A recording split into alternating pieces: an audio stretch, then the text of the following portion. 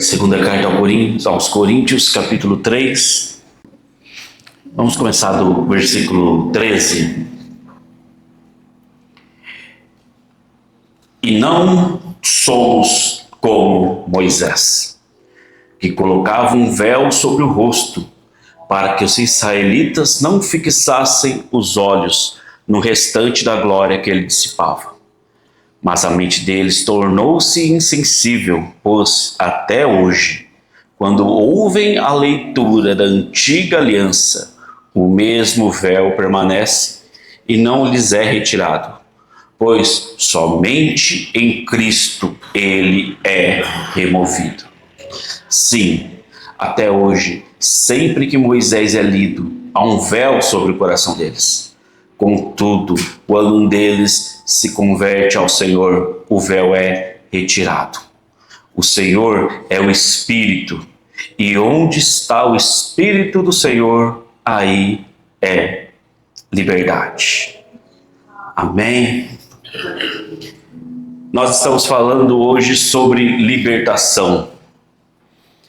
Quando você vê na televisão, quando você vê falando em cultos de libertação, nós vemos as mais variadas coisas, né? Nós vemos o povo realmente ali sofrendo, o povo angustiado, como foi dito aqui, né? Povo em prisão, um povo completamente entregue às suas mazelas, às maldades, um povo sofrendo. Isso é absolutamente verdade. Existe muitas pessoas, acredito que a maioria lá fora, eles vivem desse jeito.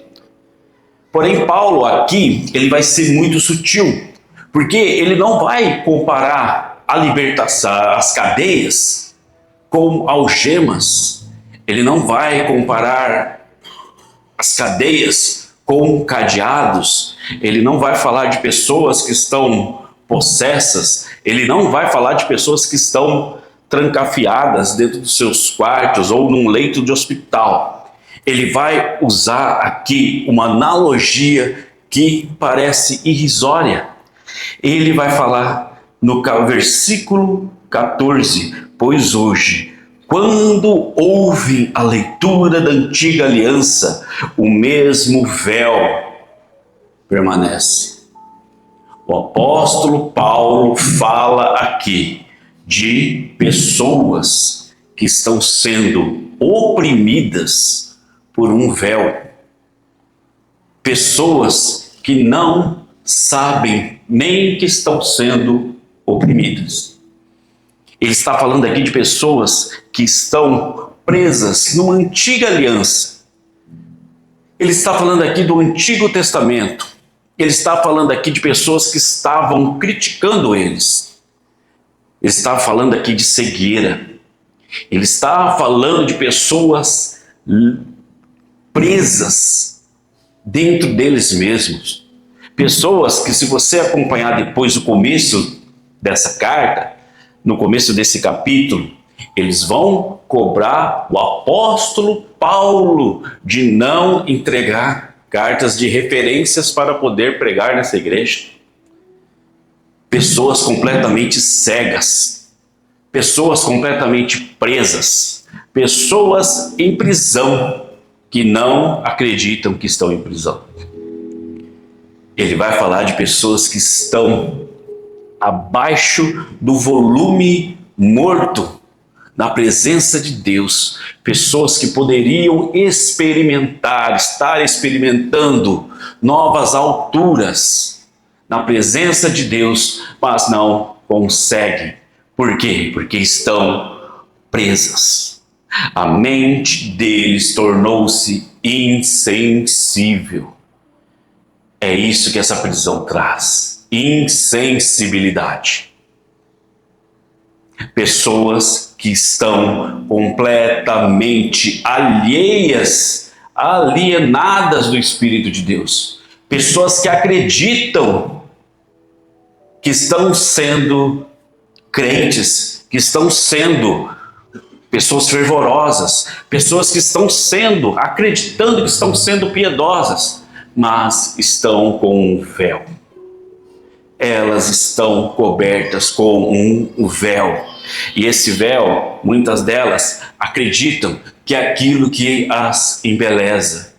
Muitas delas acreditam que precisam guardar esse véu para o resto das suas vidas. Pessoas que pegam as suas misérias e criam como se fossem pérolas.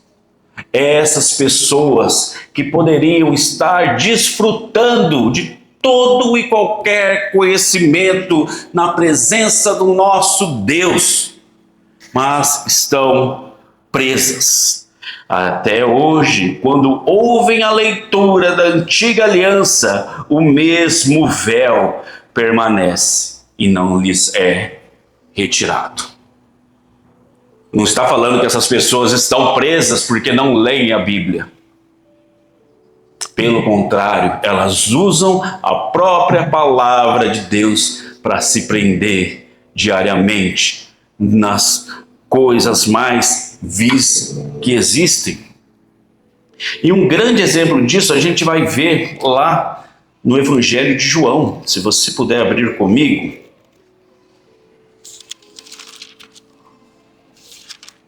O Evangelho de João, no capítulo 8.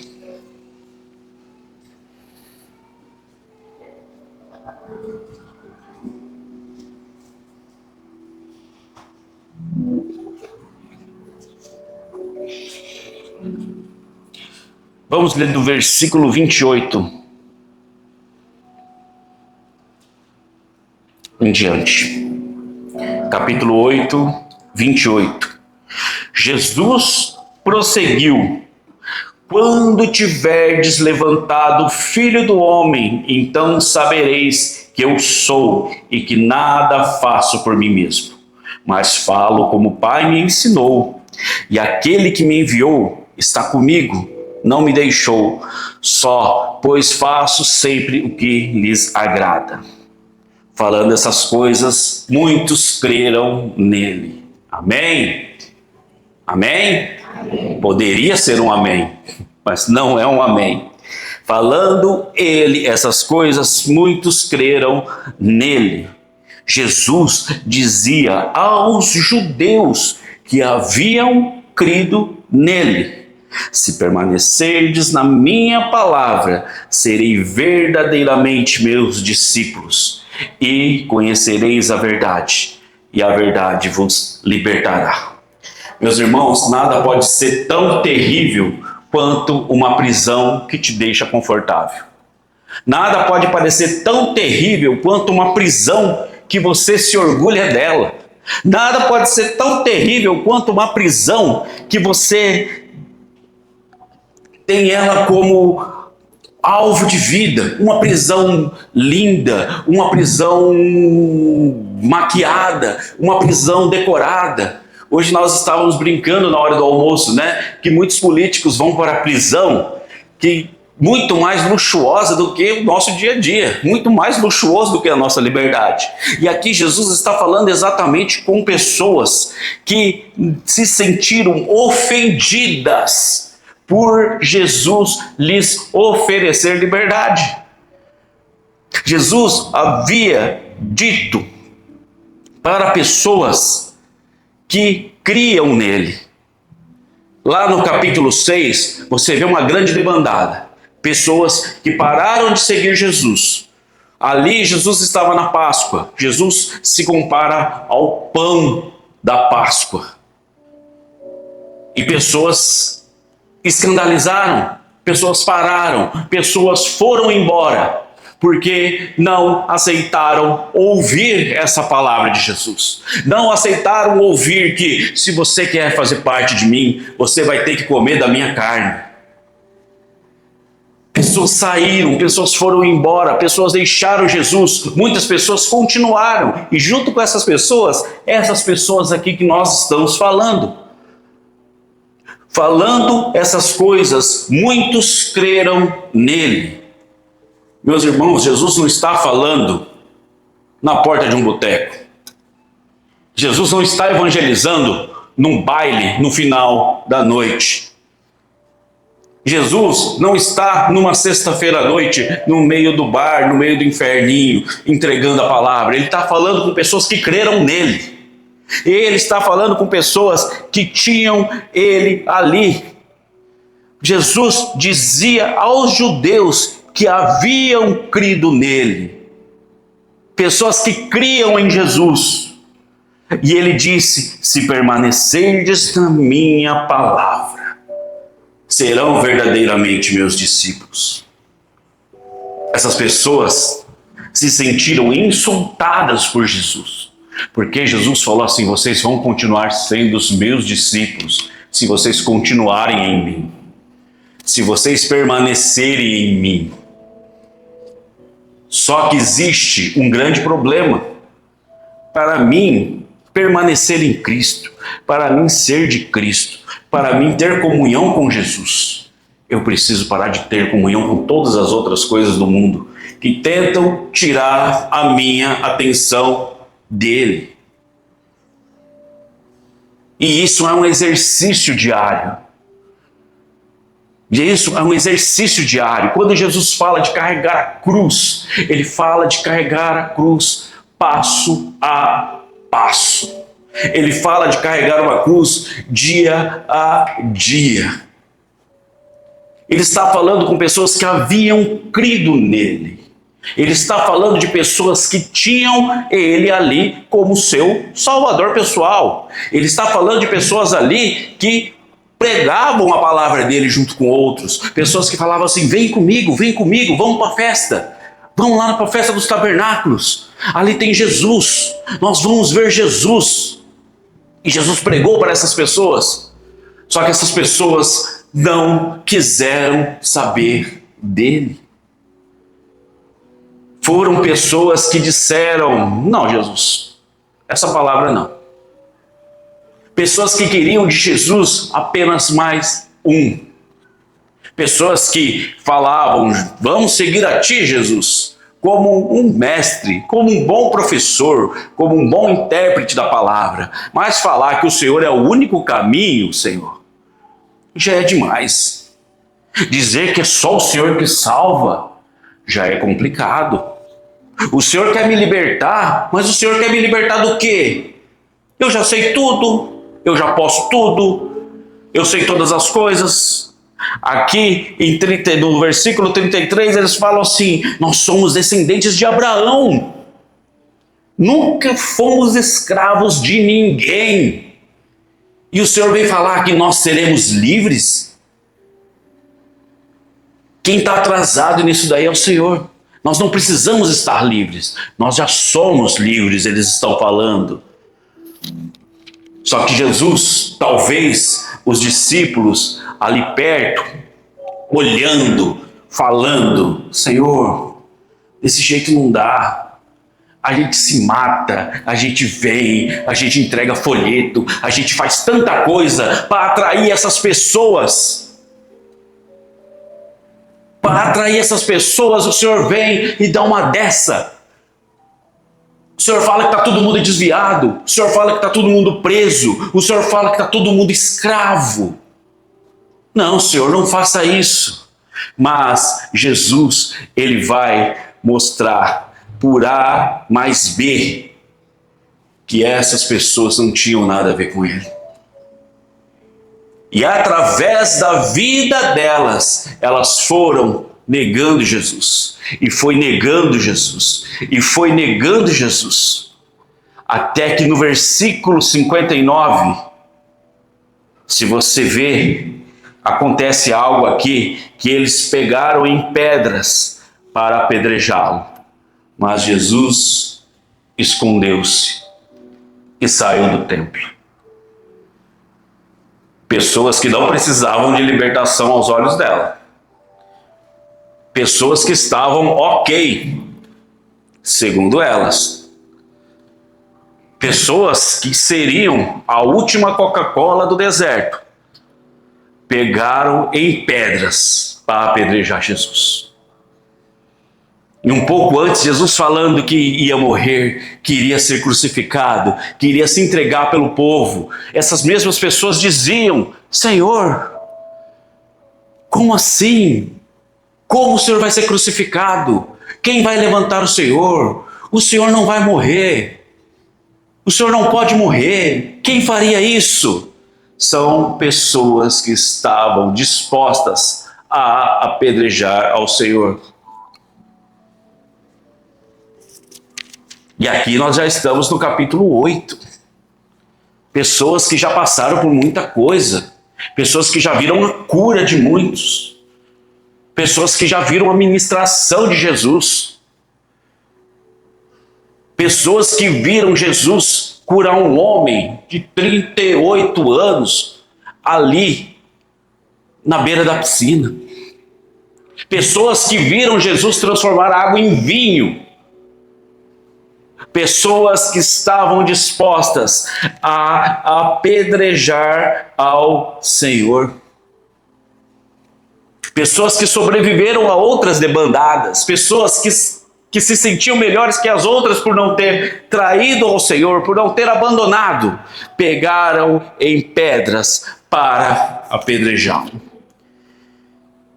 E agora eu te pergunto, é claro que eu e você não vamos falar mal de Jesus. É claro que eu e você que não vamos apedrejar Jesus. Mas quantas vezes nós não criamos um Jesus só nosso, nós não criamos um Deus só nosso, nós não criamos algo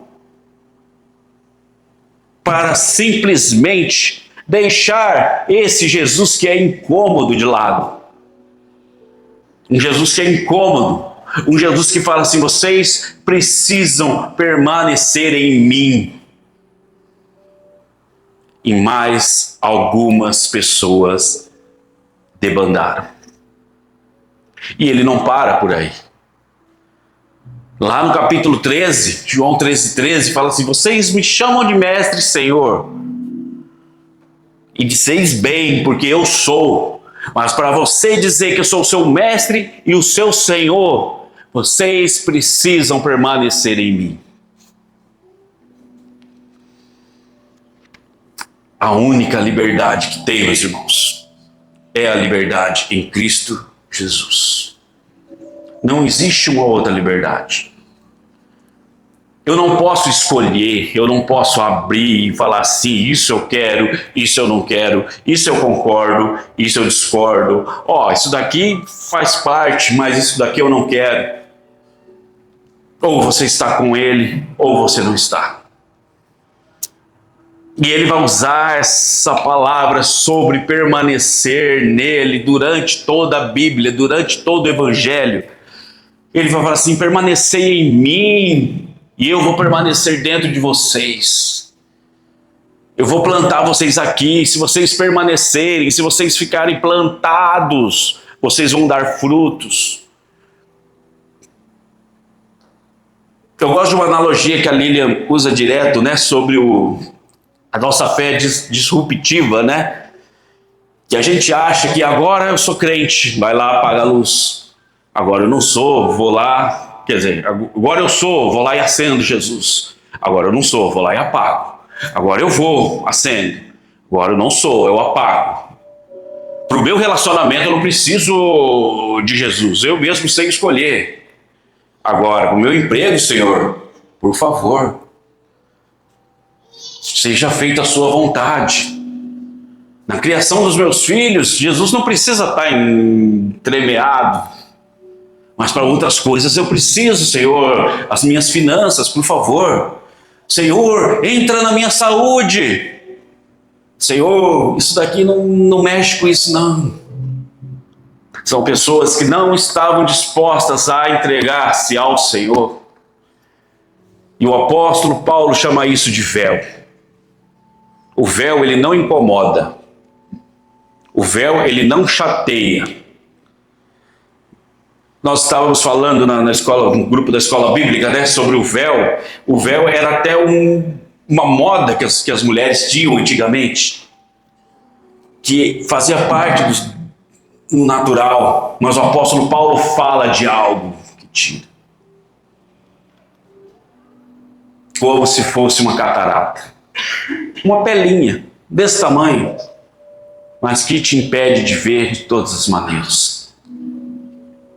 Mas hoje nós estamos aqui para realmente entendermos de que se nós não estivermos nele, nós seremos tão desgraçados quanto qualquer outro tipo de pessoa que não tem ele. Aquelas pessoas que passam na televisão se retorcendo, ou a gente preso nas nossas mazelas, somos iguais.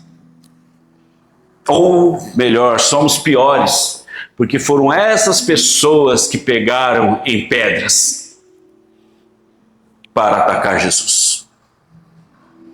Talvez você não tenha pego em pedras para atacar Jesus, mas talvez você queira resolver o seu problema na base da pedrada, com o irmão que está do seu lado, com o seu marido, com o seu filho, com o seu irmão, com um amiguinho do ministério. O Espírito do Senhor é liberdade. Viver nele é liberdade. Eu gostaria que você hoje tomasse posse disso. Gostaria de chamar os pastores aqui na frente.